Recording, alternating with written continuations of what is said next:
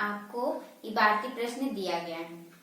दी गई जो शाब्दिक समस्याएं हैं उसको हल करने के लिए हम अज्ञात जो राशि है उसे चर राशि से व्यक्त करते हैं एवं प्रश्नानुसार इसे हल करने के लिए बीजीय समीकरण में बदलकर समीकरण को हल करते हैं। सबसे पहले तो जो आपको शाब्दिक समस्या दी गई है उसको यदि हमें हल करना है तो जो चीज हमें नहीं मालूम है यानी कि जो अज्ञात है उसे हम चर राशि से व्यक्त करेंगे। चर राशि आप x लोगे या y भी ले सकते हैं, ठीक है। उसके बाद हमको क्या करना है, प्रश्न के अनुसार जो हमें बोलेगा शब्द को हम क्या करेंगे, प्रश्न के अनुसार जो हमारी शाब्दिक समस्या है उसे बीजीय व्यंजक में बदलेंगे। बदलने के बाद फिर उसमें समीकरण को हल करेंगे, ठीक है। तो चलिए स्टार्ट करते हैं। तो प्रश्न नंबर 1 हमको बोल रहे हैं दो संख्याओं का योग 42 है, ठीक है। दो संख्याएं हैं हमारी, उनका योग क्या दिया है, 42 दिया है एवं दूसरी संख्या पहली संख्या की दुगुनी है। तो हमें बताना है कि वह संख्याएं क्या होगी, ठीक है।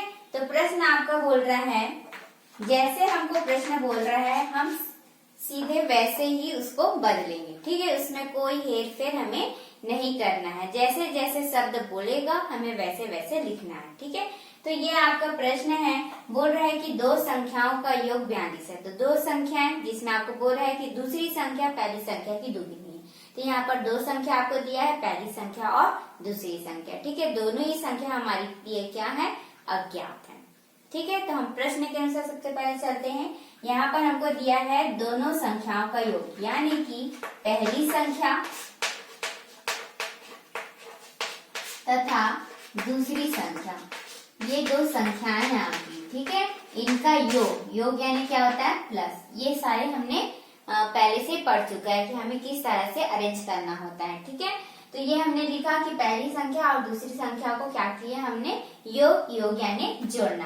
कितना है बोल रहा है, 42 है यानी क्या होता है, बराबर, ठीक है। तो ये हो गया दो संख्याओं का योग यानी प्लस, कितना है, 42 है, ठीक है। ये मैंने पहले ही बताया था, जैसे कि हमको लिखना होता है 2 और 3 का योग 5 है, तो हम क्या लिखेंगे, बराबर 5। उसी तरह 42 है बोल रहा है तो है यानी हम यहाँ पर कंसीडर करते हैं कि वो क्या है, बराबर है, ठीक है।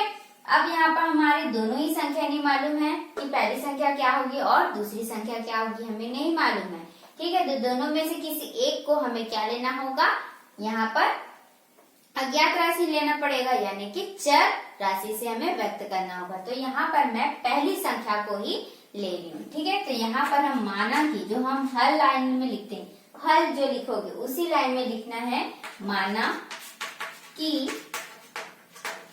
पहली संख्या x है, ठीक है। क्या बोल रहा है, माना कि पहली संख्या x है, ठीक है। मैंने यहाँ पर क्या किया, जो शाब्दिक समस्या था उसे मैंने चर राशि में व्यक्त कर दिया, ठीक है। अब हमें क्या करना था, प्रश्न के अनुसार चलना था। तो यहाँ पर मैं लिखूंगी प्रश्नानुसार, ठीक है। ये हो गया मेरा प्रश्नानुसार, आप कॉमा लगाएंगे, ठीक है, इस तरह से।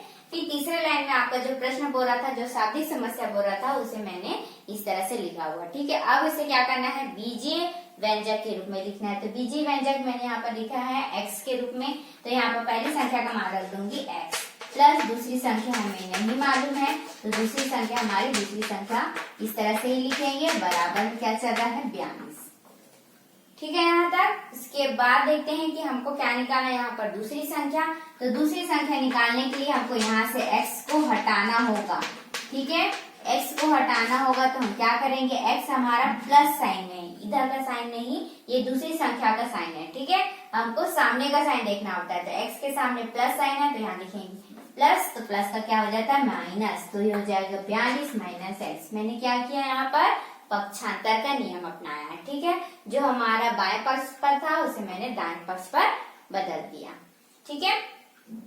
इसके बाद हम क्या पढ़ेंगे, अब हमारा जो प्रश्न बोल रहा था कि दूसरी संख्या, ये तो हमारा पहला लाइन था, ठीक है। दूसरे लाइन में हमको क्या बोल रहा है कि दूसरी संख्या पहली संख्या की दुगुनी है। क्या बोल रहा है, दूसरी, ये जो बोल रहा है दूसरी संख्या, ठीक है। क्या बोला, दूसरी संख्या पहली संख्या का दुगुना है, इस तरह से बोल रहे हैं।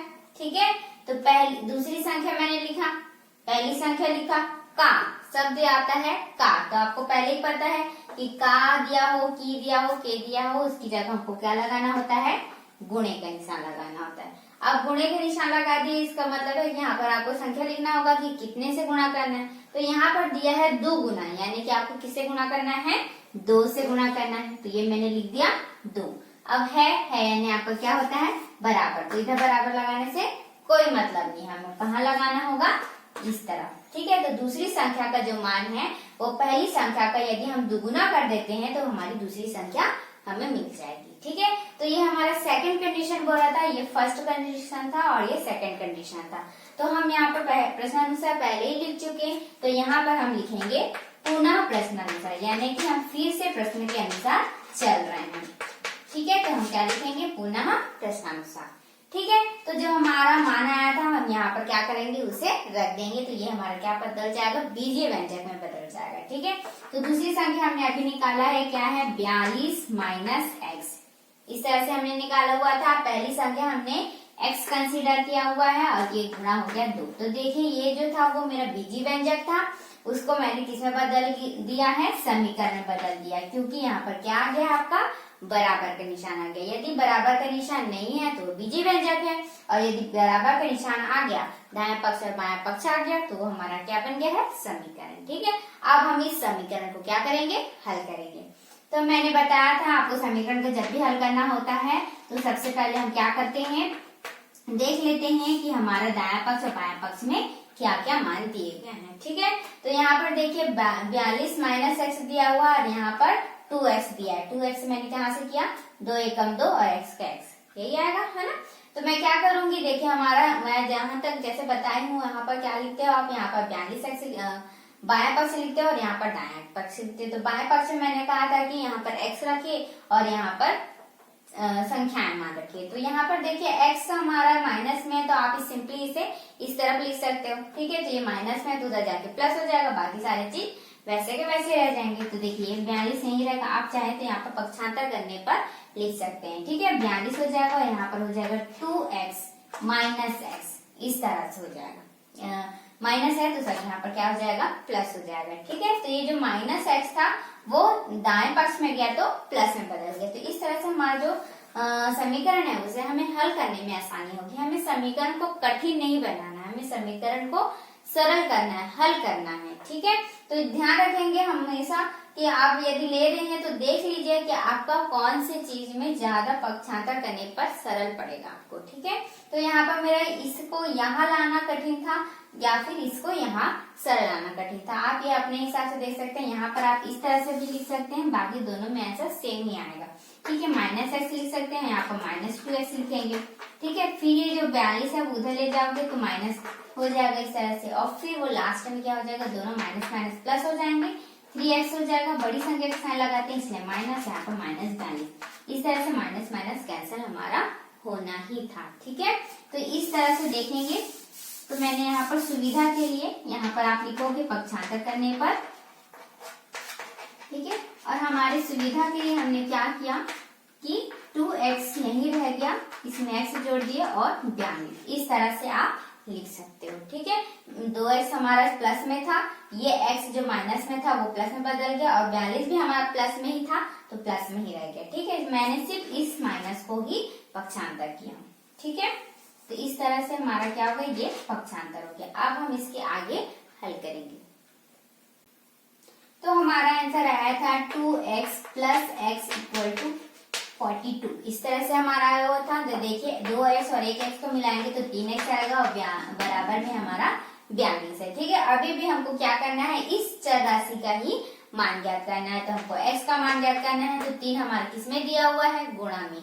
जैसे पहले था x गुणा 2 था तो मैंने 2x लिखा था कि नहीं, वैसे यहाँ पर क्या दिया है, 3x दिया है, तो मैं क्या लिख सकती हूँ, x गुणा 3 लिख सकती हूँ। ठीक है, तो यानी कि 3 जो है वो हमारा किसमें दिया हुआ है, गुणा में, तो चले जाएगा भाग में। कैसे भाग में गया, पक्षांतर किए है ना, 3 जो हमारा बाएं पक्ष पर था वो कहाँ चले गया, दाएं पक्ष पर, तो पक्ष बदल गया इसलिए पक्षांतर के नियम भी लगाएंगे। तो यहाँ पर देखेंगे 3 एकम 3, 3 एकम 3 और 1 बचेगा तो 3 चौक 12। तो x का मान हमारा कितना आ गया 14। ठीक है, x हमने माना था, यहाँ पर देख लीजिए कि माना पहली संख्या हमारी क्या है x है। हमने x को पहली संख्या माना था, इसलिए हमारी पहली संख्या का जो मान है वो हमारा आ गया है 14।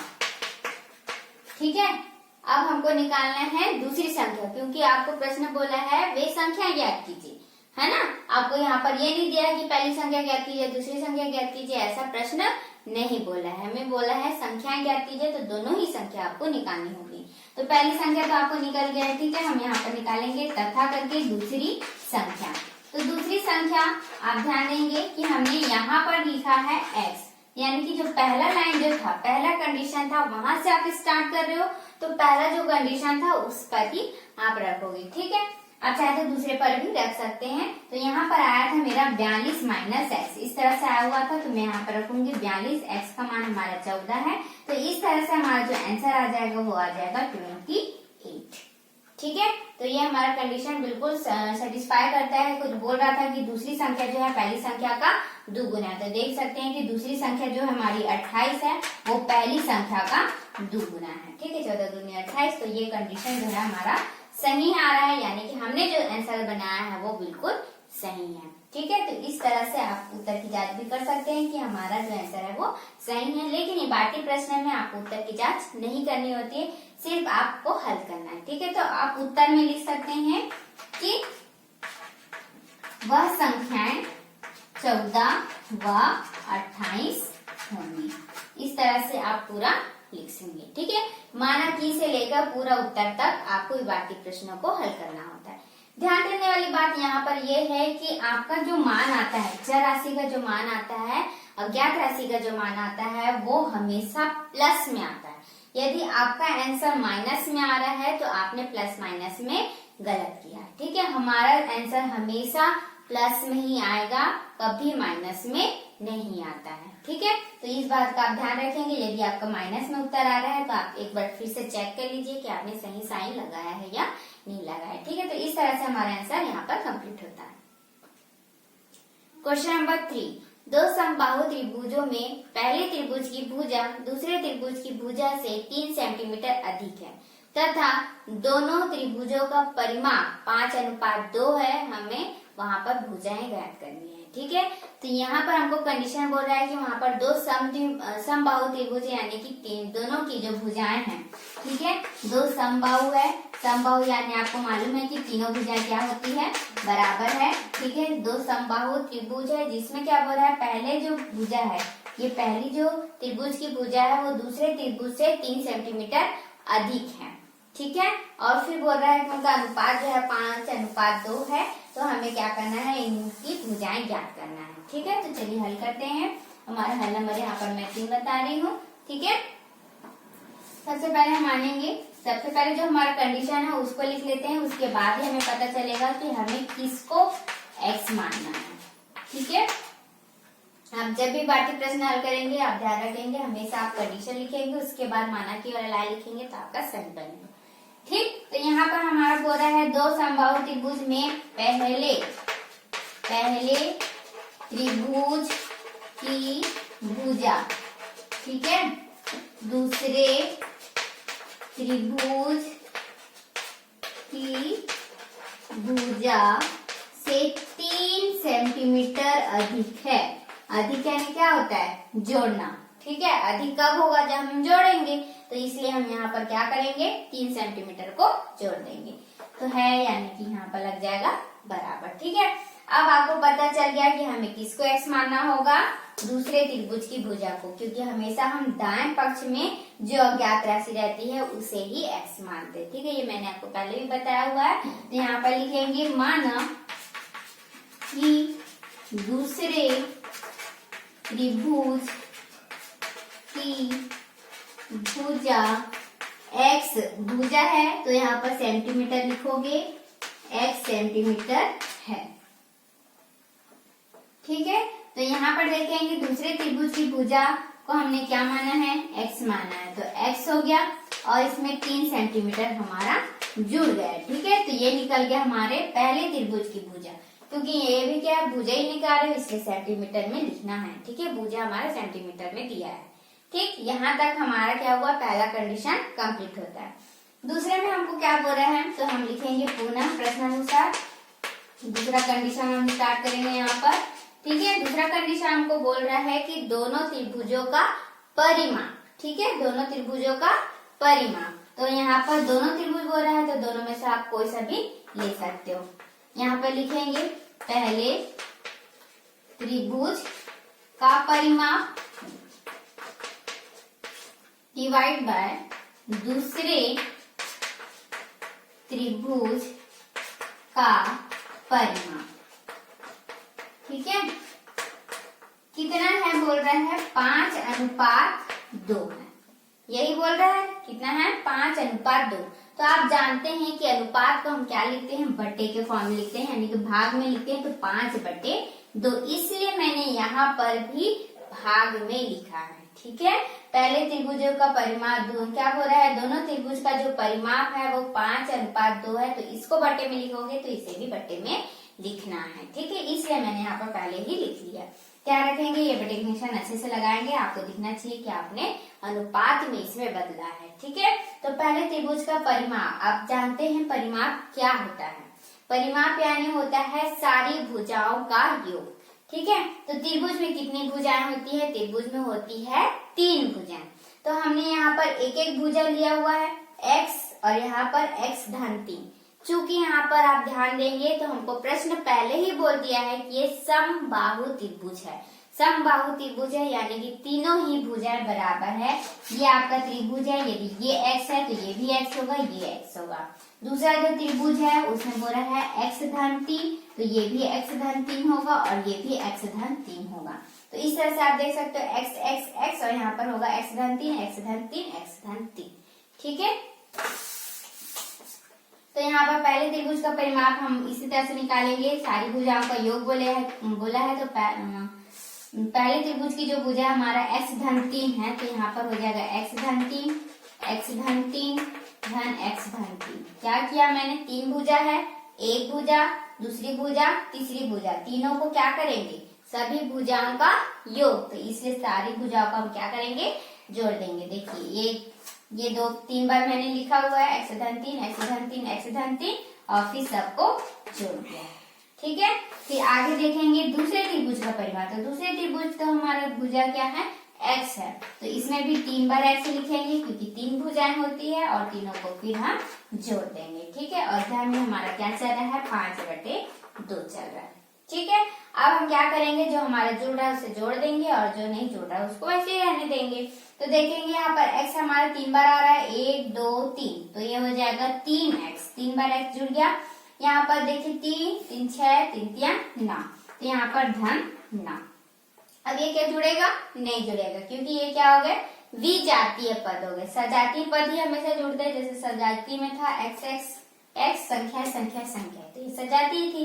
ये दोनों क्या हो गए, विजातीय। एक हमारा यहाँ पर x पद में दिख रहा है लेकिन यहाँ पर x नहीं है, तो ये विजातीय हो गया। ठीक है, तो ये हमारा हल नहीं होगा। नीचे देखेंगे x x x, ये हो गया 3x इक्वल टू क्या हमारा आ रहा है, 5/2, 5/2। अब इसके आगे हम हल करते हैं। तो हमारा प्रश्न यहाँ पर आया था 3x + 9 पर और यहाँ पर आया था 3x आया हुआ। ठीक है, x को हमने जोड़ा था तो 3x आया था और यहाँ पर इक्वल टू हमारा था 5/2, तो इस तरह से हो गया। अब जैसे हमने 12.1 में पढ़ा हुआ है कि हमें क्या करना होता है, समीकरण को हल करना होता है, तो हम क्या करते हैं, क्रिया गुणा करते हैं, x का मान ज्ञात करते हैं। सेम हमें यहाँ पर वही अपनाना है। ठीक है, यदि आपने 12.1 अच्छे से पढ़ा है तो ये आप आसानी से हल कर सकते हैं। तो यहाँ पर मैं हल कर दूंगी। ठीक है, यहाँ पर सबसे पहले मैं लिख दूंगी क्रिया गुणा करने पर। आप चाहे तो यहाँ पर कॉमन निकाल के 3 को काट भी सकते हैं।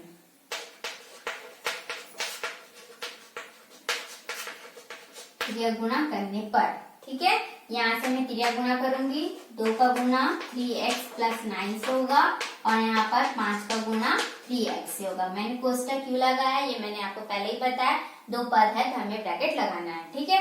यहाँ पर गुना कर देंगे, 3 दूनी 6x प्लस 9 दूनी 18 इक्वल टू 5 दिया 15x, ठीक है। सेम हमारे यहाँ पर फिर से आ रहा है कि देखिए ये जो x है हमारा 6x है और यहाँ पर 15x है, तो ये मैं क्या करूंगी 18 को यहीं रख दूंगी और 6x को उस तरफ ले जाऊंगी, यानी पक्ष को बदल दूंगी, ठीक है।